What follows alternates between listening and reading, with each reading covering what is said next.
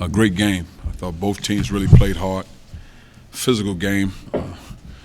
Probably a tough game to defend to officiate as an official because it's so physical. But I thought both teams really played hard and tried to do the best job they could without fouling.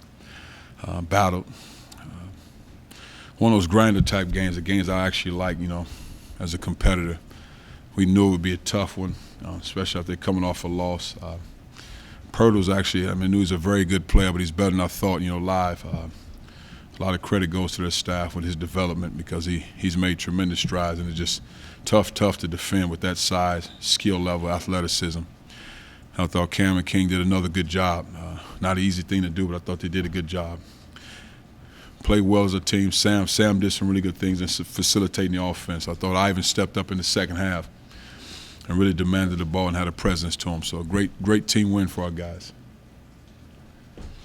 Questions? Could you talk about the team's ability to really close out tonight? You talked kind of hung around, but Bears were able to put it away. Well, I just think for us, just continue to be sound, to not let fouls affect the game.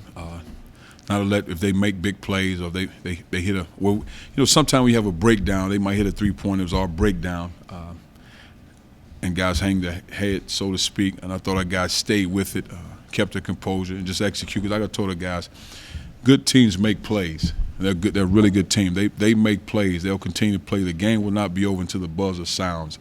Especially when you have an elite big guy like that, and you have a guy like Taylor who's played in big games, made big shots. This will not be over. We have to win this game, and I thought we did enough to win the game. But just our resolve as a team, and it was happy. I was happy to see the way Sam played with Tyrone on the bench for so long.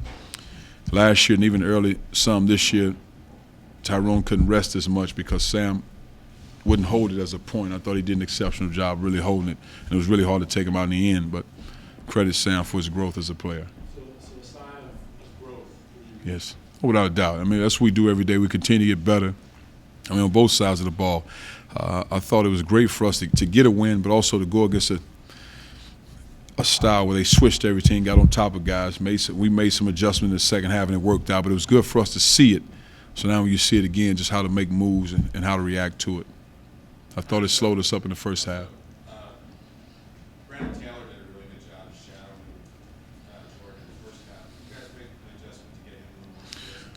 Just keep it moving. And then what happens when you're on top of a guy like that, one screen, a pin-down screen, Jordan just set him up and he comes off, and now the defender is slow, and someone has to step up. And that's what happens. When you hold that tight, take him in one step, run him off the screen, and you can make plays. And just now it's a matter of making shots.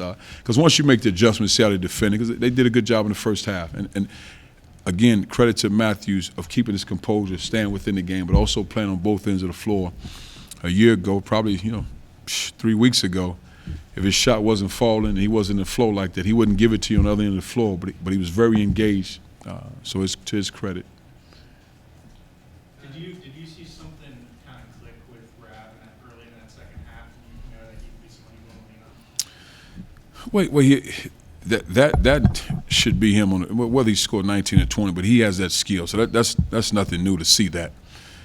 It's just the difference is we challenge him from the standpoint we have to come to you with this ball because that's an advantage for us. You have to be ready. You have to be aggressive. You have to be assertive.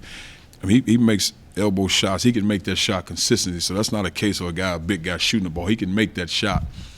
He can shoot the corner shot. He scores in the post, and it was just a matter of him every time down, let's go. We're coming to you with the ball.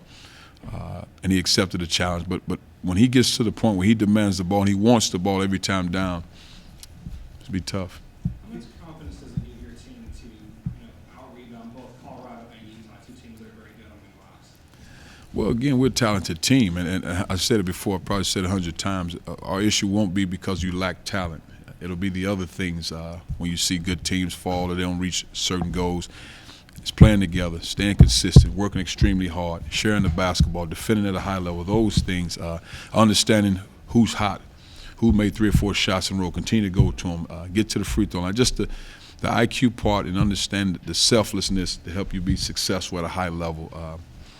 But, you have 2 7-foot legitimate guys, 7 feet with good size, good weight. It's hard to shoot shots over those guys. As talented as Pirtle is, Cam and King are big guys. You're not just going to shoot easy shots. You have to make the shot. You have to make plays. I mean, Jaylen Brown, you look at him, it's almost 6'8", 230, playing a small forward. I mean, you don't see that every day at this level. Tyrone is 6'5", 6'6" as a point guard. So you have the parts. It's just a matter of being consistent. Cuonzo, do you think that you guys are sort of developing an identity now as a team that can defend? You know, both these teams under 40% this weekend. I hope so. You want this team to be, and is that you started? As long as I'm coaching it. Toughness, play hard, defend. I mean, because, again, you'll score points, or you'll put yourself in a position to score. But I just think when you have a level of toughness to you and an edge and a defensive identity, you have a chance to be very successful. And that's why, you know, at least that's who I am. A win like this against a Utah team is a little bit of a measuring stick. I think so. I mean, I think so. You beat a ranked opponent, very good team, coming off a tough loss. We knew they'd be locked in. They wouldn't be loose by any stretch, and we knew we had to win the game. Because, you know, in league play, it doesn't matter you're home or road. I mean, maybe the first 5 minutes, I mean, maybe the last 2 minutes of the game, but it's all the same when you're on the road home. You have to be locked in, execute what you're trying to do, and be sound defensively, make free throws, make timely plays. Do you think it will be no different when you go on the road now? Got to go to Oregon this week. You had the Virginia experience, so you guys have been tested that way. But is this a different challenge coming up? Was always, because it goes to another level when you're in league play. I think in the Virginia case, we knew we could defend. We just showed it. We came up short, but we knew we could defend. I just, you know, it's every possession. League play presents something differently every time because you have 15 pieces of game, 14, 15 pieces of game film, and you execute your best game plan to win the game. But, I mean, we'll be prepared. We'll be ready to play. Now, again, we'll see.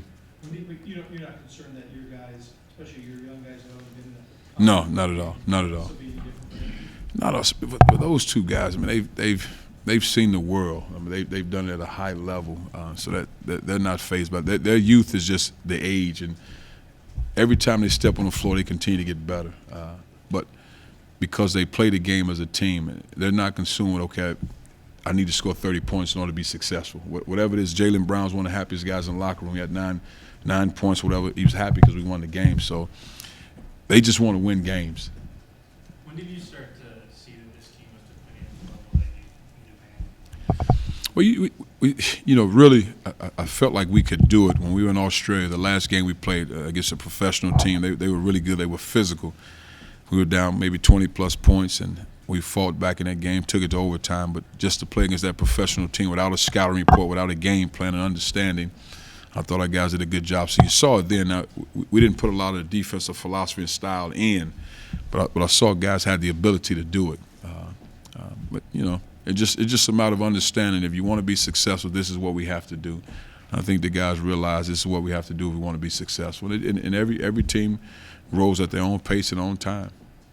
Cuonzo, you mentioned that this was the kind of game you liked. Did it kind of remind you of an old school Big Ten game? Without a doubt. Without a doubt. These are my kind of games. I mean, because for me, games like this, as a player, you cannot mentally let up. You have to stay in the game. I don't care if you're up 10 against a team like that.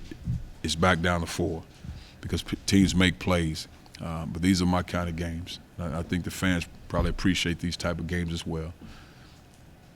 Jordan Matthews, everyone obviously notices all the shots he's making. It's great shooting. Can you talk a little bit about the effort he's making on defense and how he's impacting the game for you guys on that side? I'm really happy for Jordan because he's probably the guy that I've been on since I've taken the job. I probably rode him the hardest as far as defending, playing hard, you know, pouting sometimes. And he's really grown up as a basketball player, really has. Because in his cases, and not that this, you know, says you has to be a good defender or have. I mean, his dad taught defense. His dad coached. His dad took pride in defending, teaching that. So in his case, he understands. He knows what it looks like. He's seen it. He's been in locker rooms. He's been in those games with his dad as a youth. So he knows what defense. He's heard it for a long time. So in his case, it was a matter of doing it because he's a good athlete. He's a strong player. But he was just so consumed with shooting balls that he didn't understand the importance of defending as well. And it's fun to see him because he wants the best player, and he really does. I mean, I thought he's probably one of the worst defenders I'd ever seen, you know, a year ago, and now I put him up as one of the best at this point right now as far as taking pride in defending at a high level. I mean, just a student of the game.